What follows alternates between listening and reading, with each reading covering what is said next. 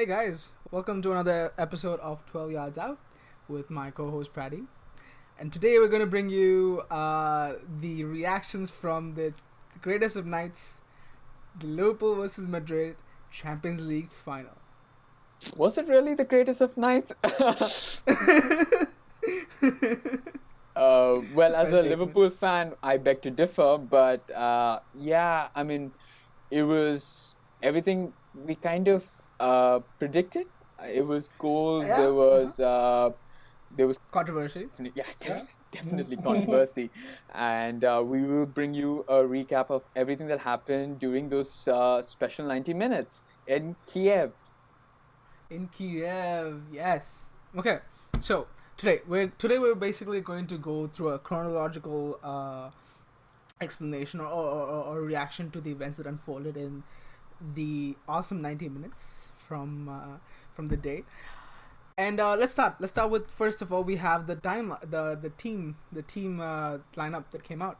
Yeah, I think from a Liverpool's perspective, there was nothing that was surprising. I think we went with what had worked throughout the competition, Karius on goal. Yep.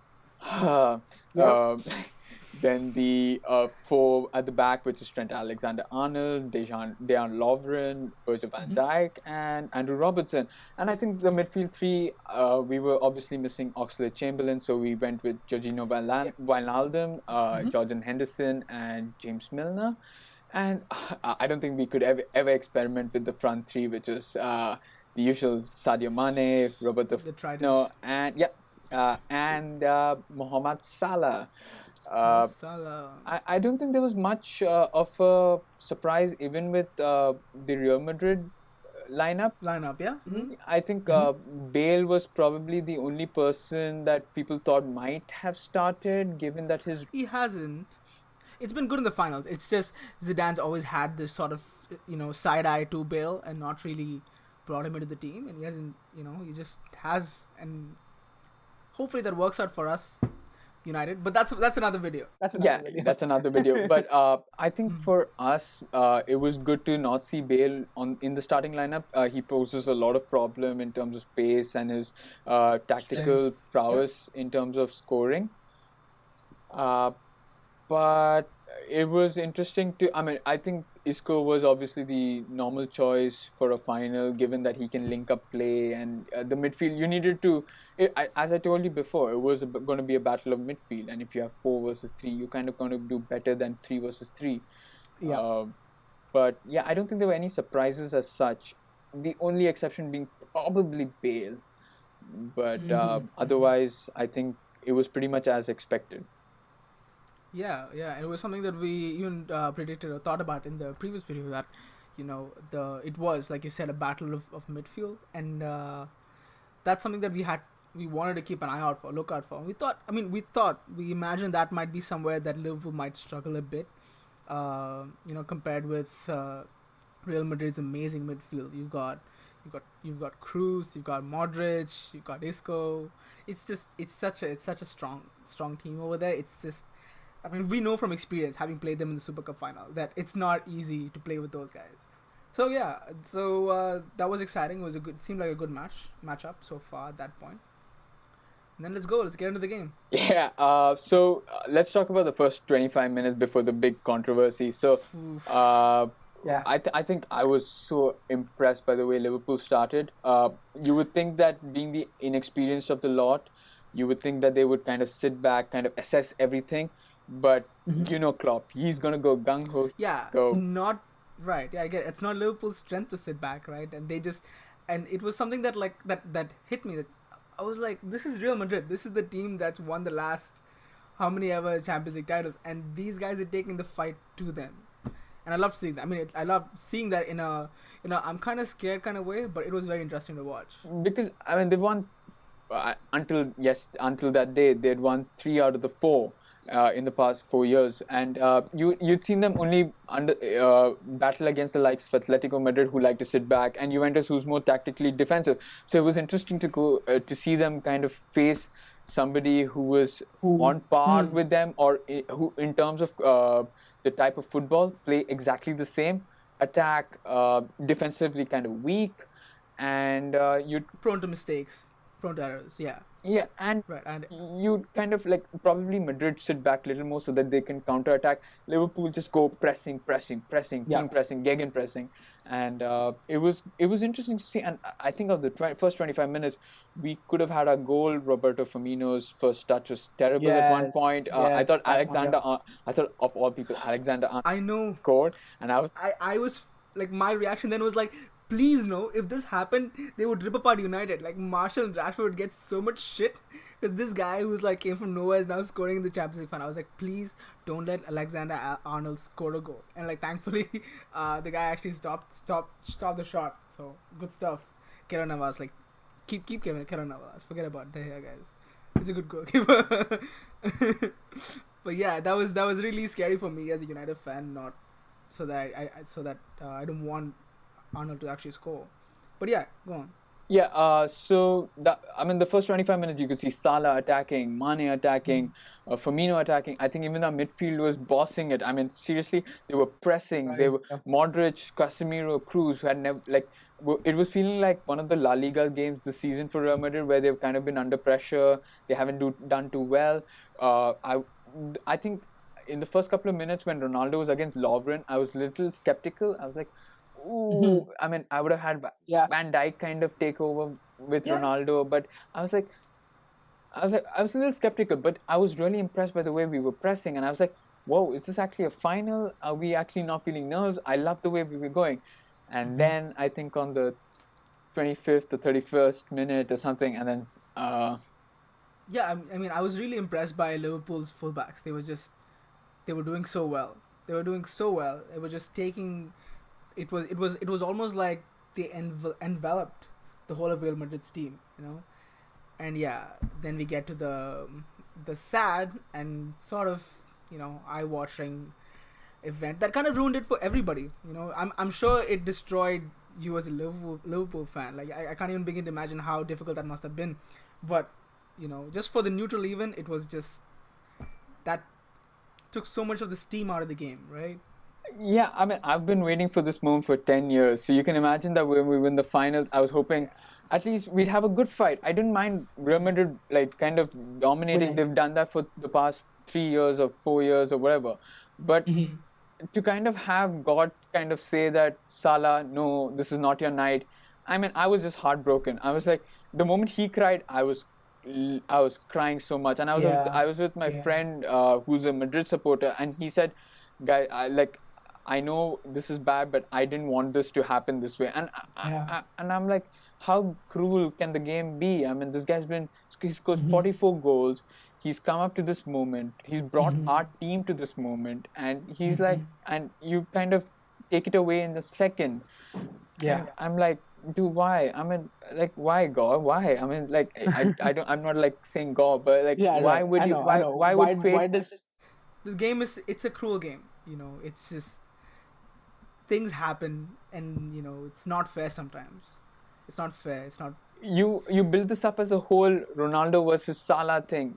Let it be that way. I mean, why would fate come in and say, Salah, this is not your day? And I'm like, I was just like heartbroken. More than anything else, I was heartbroken by the fact that this guy had worked so much hard. He had brought our team kind of single-handedly to this place, and to have it ripped apart, and the way he cried, and we'll come to the controversy in a second, but the way he cried and he walked off the pitch, and I was like, why would you do something like that? Why was fate so miserable to Salah? It was heartbreaking to watch that. Yeah, you're right.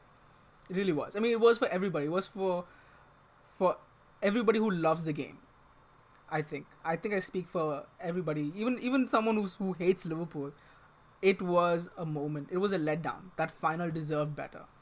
But let's say it's as a United fan, or as any general fan, you'd want a fair fight. You never want exactly. You don't want a best player to kind of get sick. It's kind of like when Portugal had Ronaldo kicked off. It was sad. Obviously, France didn't take care of that situation. They weren't as clinical, but it was. I mean, this Madrid team knows how to win, and with Salah gone, it kind of took the morale out of everybody in the team, and everyone was really like, did. like we've work so hard for this moment? Why would you take it away from us? Yeah, it's not just, the thing is, I mean, that's an interesting point, because it's not just about the most powerful or the person who almost single-handedly dragged your team to the Champions League leaving. It's the fact that seeing that someone who's that vital to a team walk off the field in tears, that had to have destroyed the morale for the rest of the team. And you could see that. You can see the next moments after that, until halftime, how the whole team completely deflated. It from throwing the attack, from taking it to Real Madrid, it went completely away in the other side. Like for the first But 25 yeah, minutes, I had belief. I actually had belief that we yeah, could take it to I this was Madrid there. team. And the moment the Salah went off, I was like, and I told my friend as well, I was like, I think the game's over. And he said, yeah, but I don't want it to end this. And he's a staunch Madrid Yeah, supporter. And he's right. like, I don't want it to end this way because I wanted it to Yeah, be such a fair fight, because Salah versus and Ronaldo is how this game was built up. And if you take off one half of the right. equation, it's kind of like, why did you do that? I know. So let's say Fate didn't do this. Ramos did. Yeah, so that's a lot of controversy whether he did it. Okay, I'm gonna. So I'm of the opinion. No, I'll go with my. I'm probably not the most level-headed in this sense, but I have my theories. I do believe that there was definitely an intention to bring him down.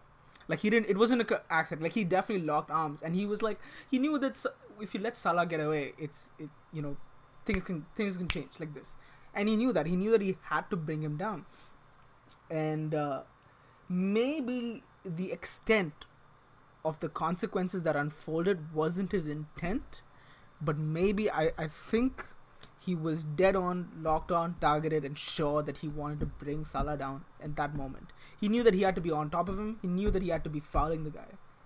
Uh, And well, yeah, okay. and I think this is the legacy of Mourinho. Uh, so this Mourinho team, Mourinho has built a team of people who the best word is Machiavellian, I would say. Use all the tools that you have at your disposal to win a game, right? And he's done that time and time again. Like, even with United against Chelsea last year, we targeted Hazard, and like one after the other fouled him again and again and again, because we could not let a team star player go down. When Mourinho was with Real Madrid, he used to target Messi, and now you have a Messi like Egyptian Messi basically playing the other team. And I'm sure somebody who's been ingrained in the philosophy of Mourinho had that at the back of his mind, that he's got to try to bring this guy down. And yeah, that's what happened.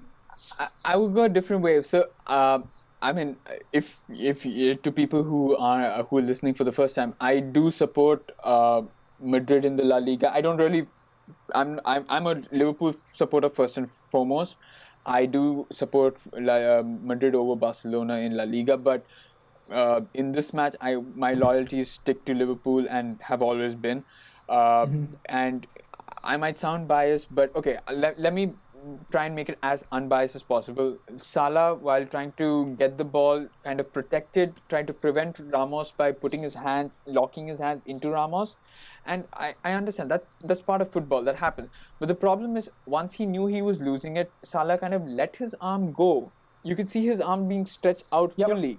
And Ramos held on to that point and dragged him down. And Down, yeah. that was the point where I had an issue with Ramos over, I mean, the whole thing. And you might say it may not be a foul, and I fully might agree with you, but it's very difficult in such a situation. But if you could actually see the video, Ramos holds his hand and drags him down. And now you say that it wasn't that arm that was injured, but the other arm. But when you pull someone like that, you kind of take him down, and then when you fall onto him, you obviously injure his arm. I completely agree with your point that the the dislocation of the arm was not intentional. It was an accident as a result. But Ramos's intent to take out Salah from the game was probably there. Was clear, yeah. Now, if you Madrid fans are listening, you're probably going to say, "Oh, how can you say something like that?" And sometimes there is the old saying in football that reputation kind of precedes your what you've done, and it happens. I'm a Liverpool supporter, so I know from first hand Suarez has done that same thing, so diving, and when he's actually received a penalty. I completely agree. Sometimes reputation does harm a person's this thing. But if you actually see it, the way he said, he didn't actually apologize to Salah, but went onto the touchline and started laughing with the linesman. Whereas you could see Ronaldo, who actually knows the pain of missing a final, go up to Salah and say, "I'm sorry," like kind of console him, try to console him. It was that little difference where you kind of knew that Ramos, you little piece of shit. I don't care. I'm going to call him Elisa. I'm a Spain supporter as well, and I'm going to support Spain in the World Cup. So my loyalties are going to be really difficult. But you, Ramos, you piece of shit. Like you didn't even try to console him after you knew that his arm was dislocated and one of the biggest players. You were laughing, and I got really pissed off. I don't care which Madrid supporter says that, which Madrid supporter supports Ramos for that. If this is the kind of game that you're bringing, I know you're the master of the dark arts, like Harry Potter for some reason. But if you try to show that this is the game that we love, I'm sorry, I'm not going to support you. I will support the team. I will support Madrid when they're playing in the La Liga or playing some other team except for Liverpool. But I will hope that you kind of get your karma. Okay. All right.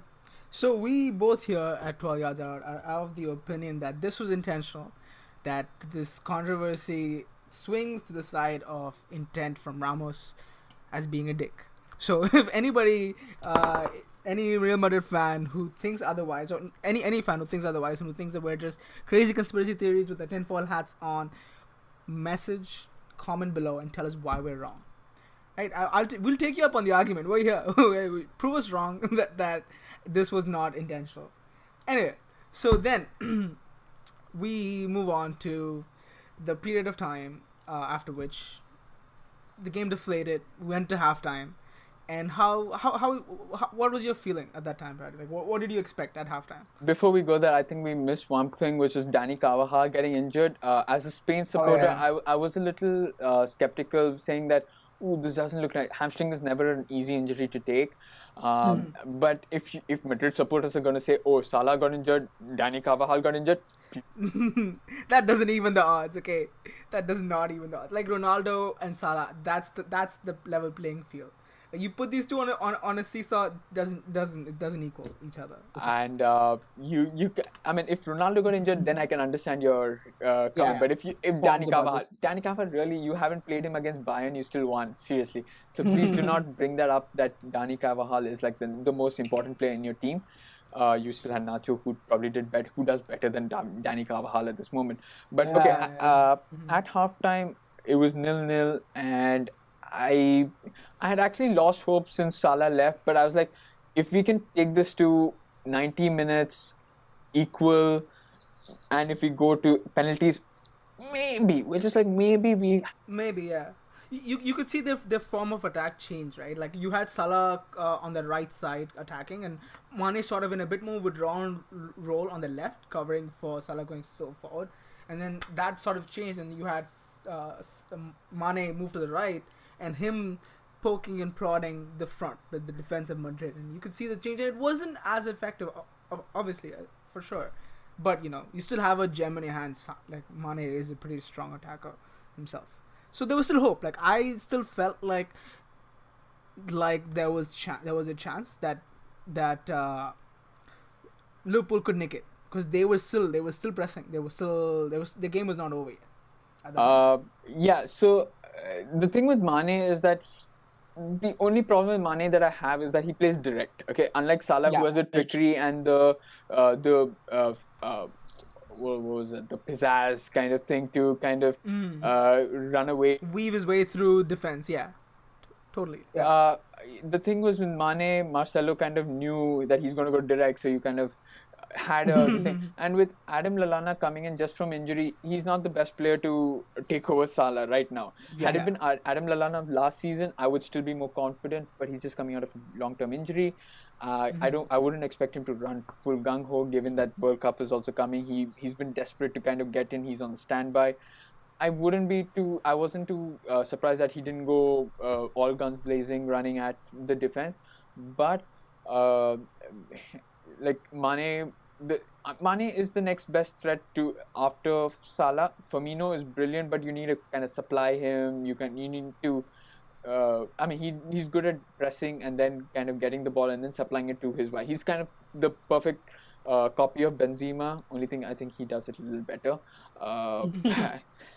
And but the thing is, if you've lost one, you've only got one person to deal with. So Ramos and Marcelo. Yeah. If you deal with Mane, it's like Lallana is still not fully. Like the three-pronged attack became blunted to just one. That was the biggest. They knew where to focus all their resources, so it became a much easier job for Real Madrid to deal with Liverpool's attack then, which I agree. But it still seemed like an equal game. Still, like there was a 50-50 chance of what was going on. Real Madrid was attacking too. They had good chances.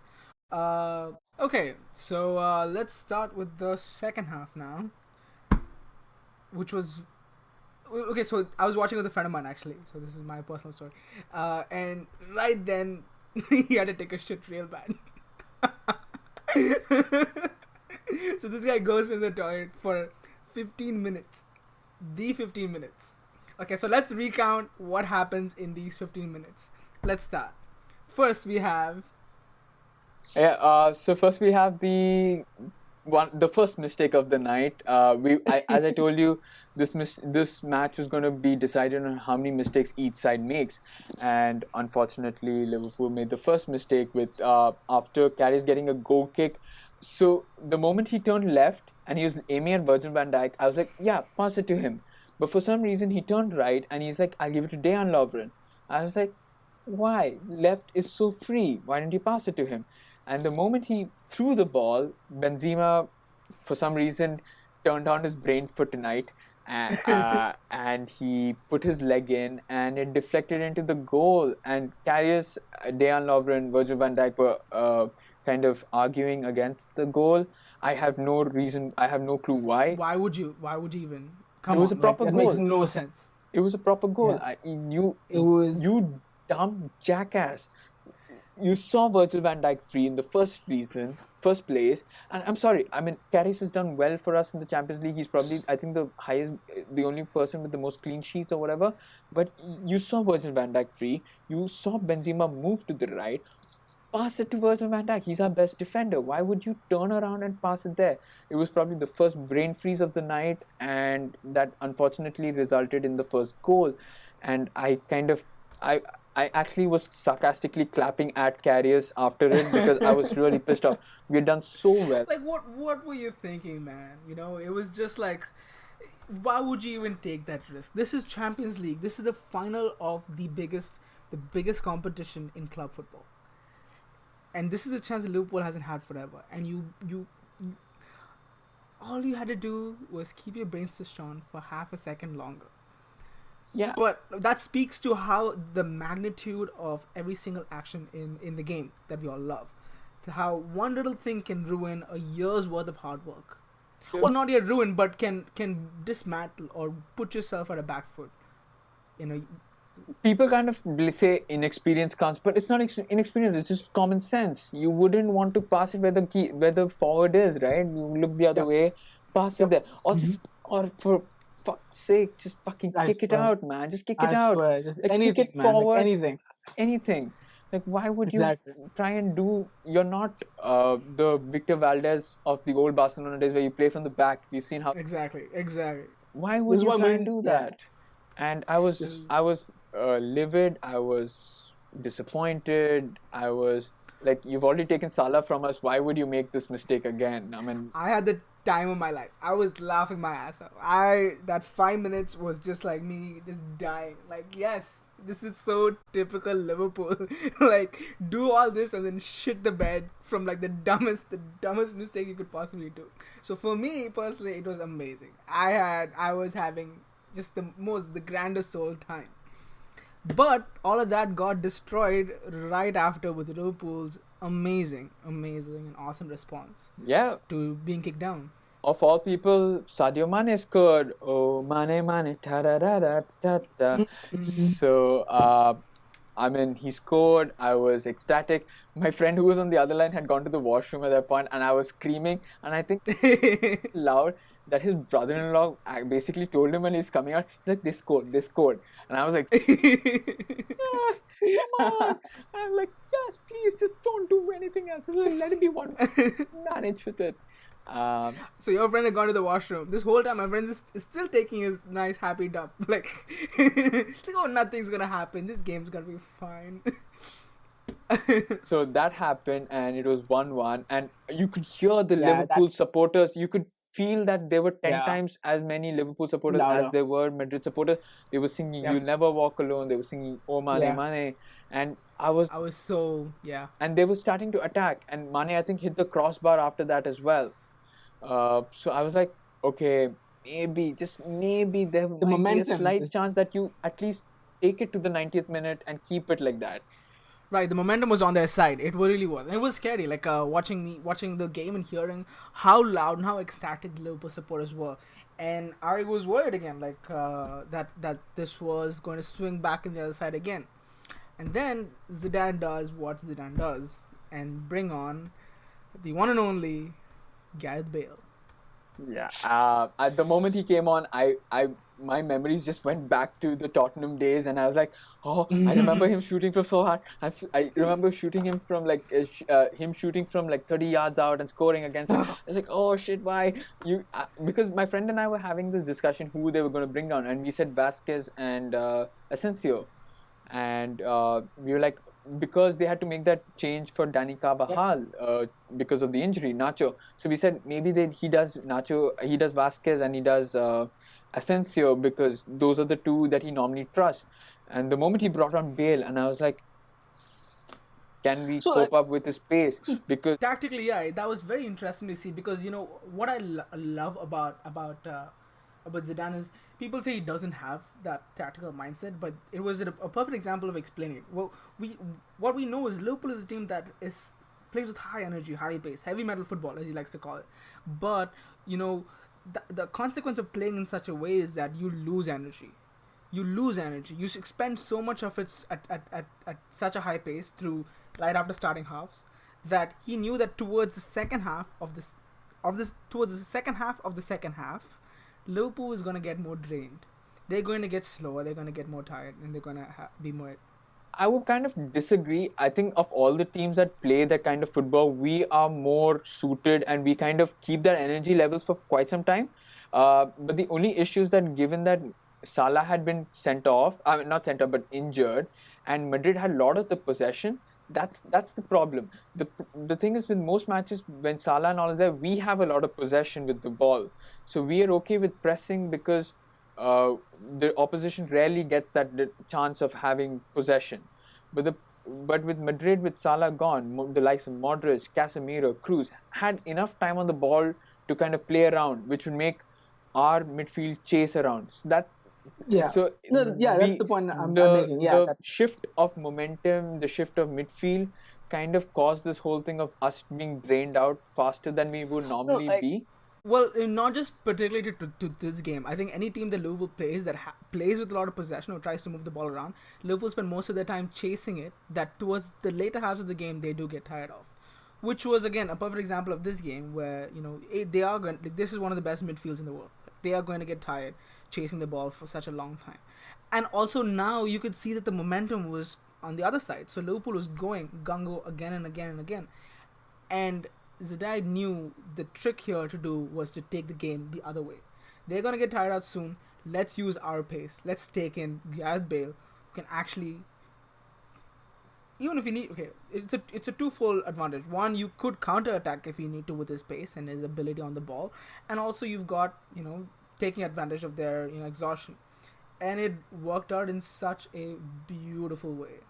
Yeah. I think nothing more beautiful than the second goal, which was, I mean, actually, to be honest, I was streaming it, and my stream had just ended when he kind of scored that goal, and I was like, no. Well, I mean, I was like, thank God I didn't. I was spared that the goal, but I mean, so now you've got a comparison between Zlatan Ibrahimovic's bicycle kick. You've got Ronaldo's bicycle kick against Juventus. Yeah. Now you have Gareth Bale on the biggest stage scoring that. Right. It was like the perfect response to, oh, Ronaldo, you're gonna score in the semis. You know what? Let me show you how to do it on the big stage and why I deserve to have a place in this team. Watching that, I was like, see, this is why I wanted United to go for him. This is why I wanted him to talk. And this is why I wanted... Anyway, again, let me not digress. That's another topic for another video. And it just made me so excited to see this perfect response to another teammate that he's been competing with in his own team.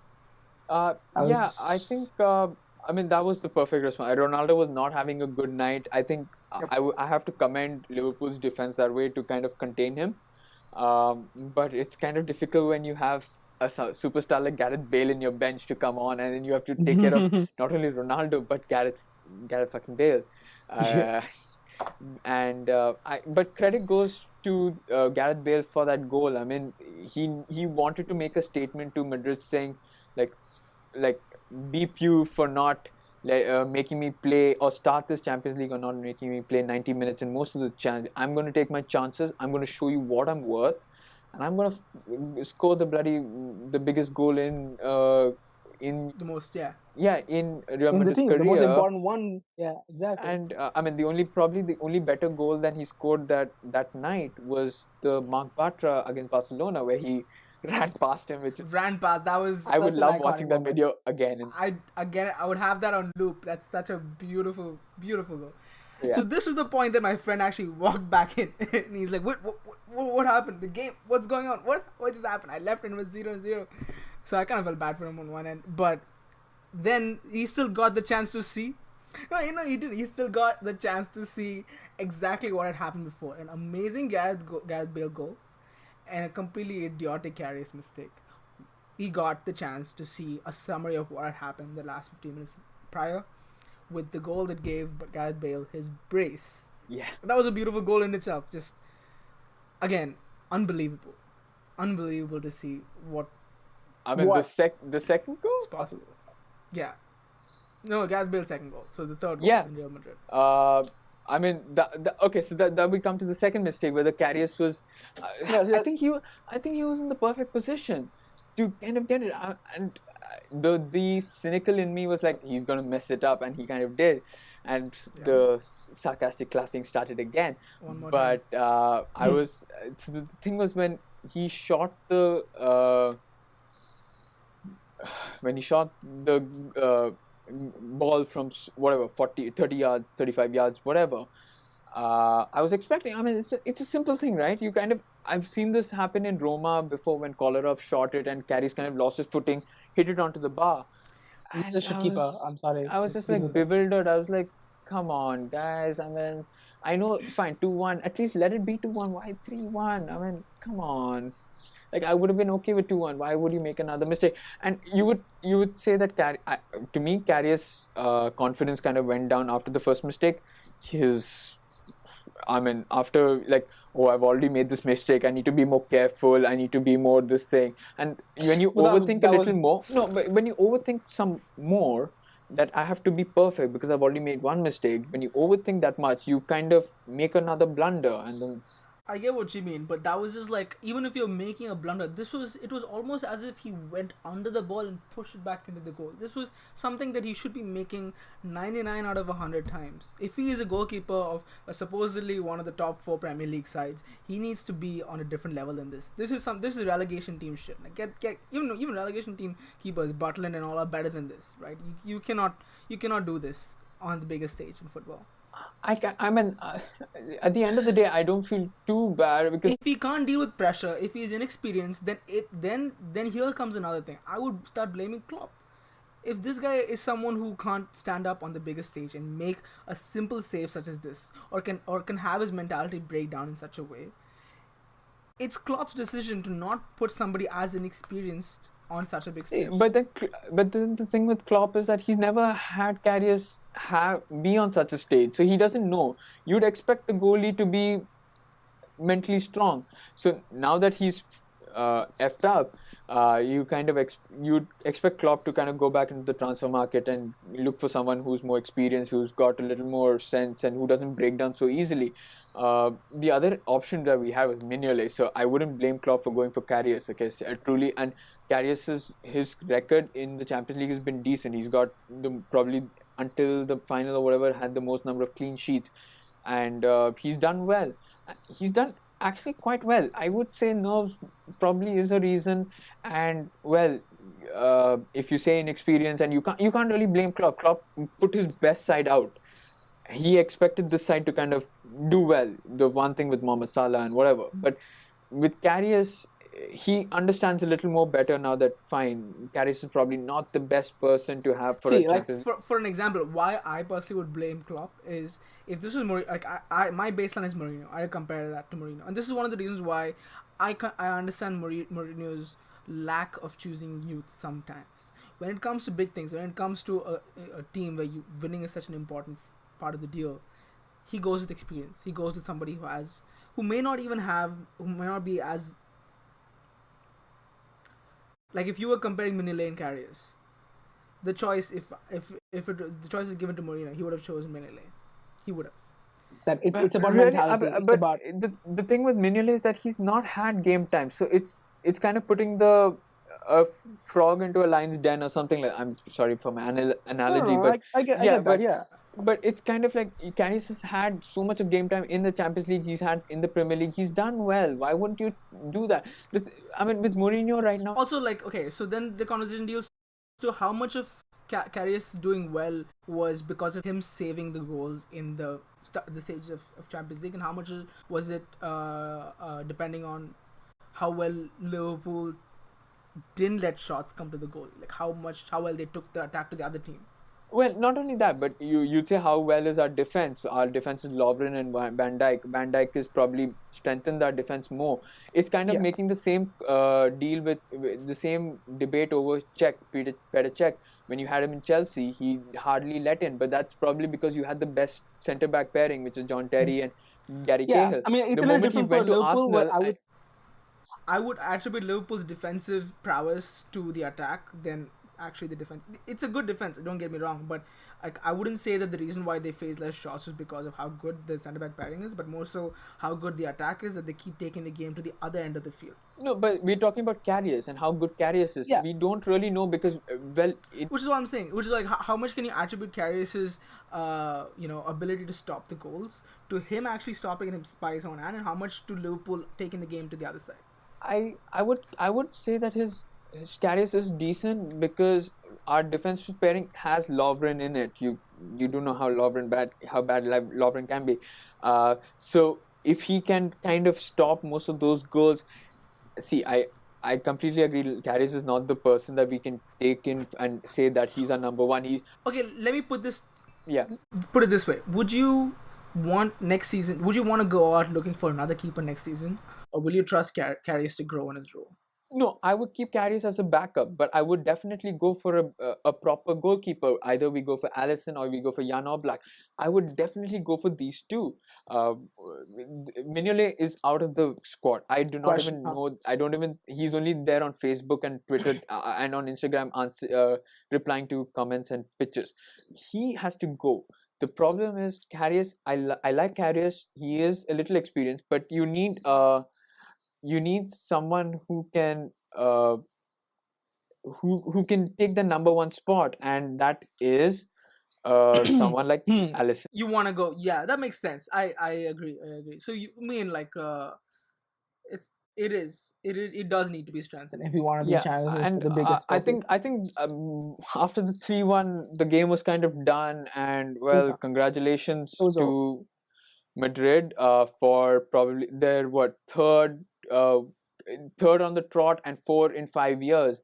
This is arguably the greatest European football team since I would say AC Milan from the late 90s to early 2000s, mid 2000s. They didn't win so many in that short span, but they won 5. So AC Milan and Real Madrid are probably the two biggest two teams that really have dominated the Champions League competition. Sure. Yeah, I guess in a way I agree. But the fact that this team could do so much in such a short period of time might give them the edge, in my opinion. I mean, I like to look at AC Milan in a nostalgic way. I love them. I just love that team. Like, seriously, just beautiful. I can't find one fault in that team in saying like, oh, this person is the weakest link. I cannot. Yeah, you just can't. It's like such an overpowered team. As far as well as Madrid have done, I can say that their defense hasn't been the best. But in the AC Milan team, I cannot find one fault. That's a good point, because that's a good point, because you can say that there are doubts. This is the point. You can point at that one and say there's a weak link here. We can attack that part of Madrid, or use this thing that they're weak at. But you can't with that team. So they are a contender for one of the greatest teams. We're seeing history live. We're being part of it. Seeing history being made. We've seen them win 3 on the trot, which has never been done before. Whether they can do 4 with an aging side, I doubt. They need some new recruits. They need recruits, and hopefully Salah will be one of them. You will love that. I doubt it this year, at least. I doubt it this year. This season. So it's going to be either Salah, Hazard, or Lewandowski, right? I think Hazard is the best bet, given the whole Belgium-French connection kind of thing with Zizou. Yeah. Zizou's definitely keeping his job now. I mean, Perez cannot fire him, basically. If he had lost it, there was still a chance, but I don't think Perez can fire him. And, I think... I mean, they deserve it. Unfortunately, it was more from our errors, and that's a regret. They won because of our errors and not their own brilliance. And I mean, Salah also going off, but it'll be interesting to see where we are next year. We have a chance to face Madrid in the group stage itself, but I would kind of be happy if we don't. Oh, you're part 3, right? Yeah, part 3 right now. From almost being champions to part 3. Yeah. To part 3. It's sad, but in a way I don't mind. We're at least not doing the whole qualifying thing again. We'll go straight to group stages, so it'll be. And there is promise for the future, considering the targets that Klopp has gone for. Mm-hmm. Anyway, that stuff, be ready for it. We will be bringing out a whole other video on the transfer targets for every different team, and how they're going to help plug the holes of their teams, and how they will strengthen them to challenge for wherever the ambition lies. Yeah, we'll get our friends who support different teams to talk about what their opinions are, because I'm pretty sure you'll be tired. We won't be the best judge of what each team wants, but we will get friends and fellow football enthusiasts to talk about who's good for their team, what position is best that they require, etc., etc., etc. Yep. Mm-hmm. And we'll probably bring a couple of other videos, which hopefully we won't tell you what it is, but we hopefully believe that those will be worthwhile, and we hope that you will tune in to our podcast once again. Yep. And it was great. It was great having everybody and whoever listened in. And as always, we would love if you guys gave us our feedback, comment, like, share, and subscribe. Please let us know where we were wrong and where we were right. Right most of the time. But if you want to take us up on our opinions, or ones that you think are not right, fight me. Yeah, right. You can comment, and we'll definitely fight you on that. I think we've put in our opinions on this. I'm pretty sure there are different opinions, especially on the controversies that happen and whatever. Yeah, but we feel that we've given an unbiased account. I mean, I'm pretty sure I don't want to be unbiased. Try to be as unbiased as I can, despite one of my teams being playing in the Champions League. But we would love to hear from you, and we look forward to seeing you soon. So see ya. Yeah. So take care. Bye bye. Have a good night. Yeah. Or good morning, depending on where you are. So bye bye. Bye bye.